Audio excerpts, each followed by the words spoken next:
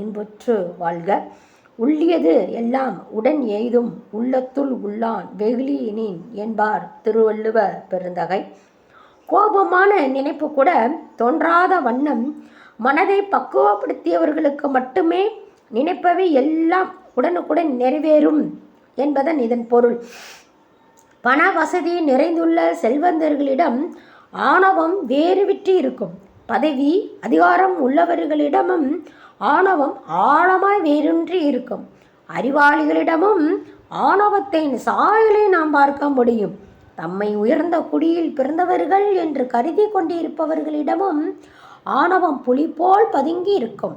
சாதாரண நேரத்தில் தான் இருப்பதை காட்டாமல் அசைவிச்சு இருக்கும் இந்த ஆணவ பேய் எதிரே பலவீனமானவர்களை பார்த்தவுடன் பாய்ந்து கொண்டு வெளியே வரும்.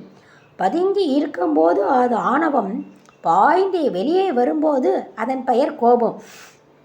அனைத்து ஞானங்களையும் அடைந்த ஆதிசங்கரர் என்ற மகானிடம் தான் பிராமணன் என்ற உயர் ஜாதியில் பிறந்தவன் என்ற ஆணவ பேய் மட்டும் பதுங்கியிருந்தது. எனவே நாய்கள் புடைசூழ எதிரே வந்த பறையனை பார்த்து கோபமடைந்தார். அவன் அவரை கண்டு ஒதுங்காமல் நேராக வந்ததால் ஆத்திரமடைந்த அவர், டேய் ஒதுங்கடா என்று கத்தினார்.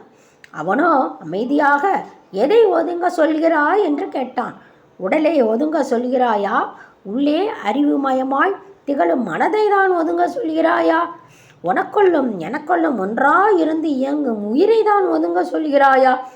எல்லாவற்றுக்கும் காரண பொருளாய் ஏகமாய் விளங்கும் இறைவனை தான் ஒதுங்க சொல்கிறாயா?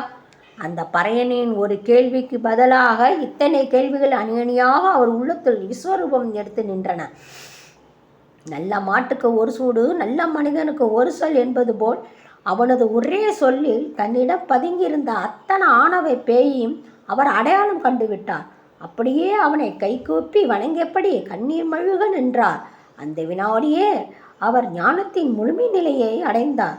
எனவே முதலில் பாய்ந்து வெளிவரும் போது கோபத்தை அடையாளம் காண பழக வேண்டும். அப்போதுதான் அது பதுங்கியிருக்கும் நிலையிலும் அடையாளம் காண முடியும். அதை விரட்டவும் முடியும். மறத்தல் வெகுளியே யார் மட்டும் தீய பிறத்தல் அதனால் வரும் என்பார் வள்ளுவர். கோபத்தால் தீமையை தவிர நன்மை விளைந்ததாய் வரலாறே இல்லை. எல்லாம் வல்ல இறையாற்றலை உணரும் பரலோக வாழ்க்கைக்கும் தடையாக இருக்கும் கோபம் என்ற கொடிய குணத்தை அடையாளம் கண்டு அகற்றுவோம். ஆணவ இருள் நீங்கி ஆனந்த வாழ்வை அடைவோம். திருச்சிற்றம்பலம்.